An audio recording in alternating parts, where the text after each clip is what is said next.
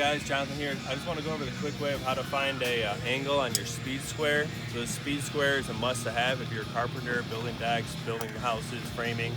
This thing's a very great thing to have, very easy to carry. It slides right in my bag, pull it out, need it, cut square, cut angles. Anyways, this right here is already a 45, this right here is a 90.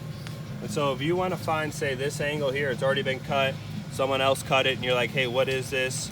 You want to find it out, all you got to do, right here is your pivot point, all right? So that's, you want to make sure you're right there at that edge. Up against here. I don't know if you can see or not, but you want to try to get that feel with your finger where the edge of that decking is right there. Flush with that pivot point, and then make sure you're flush all along here, all right?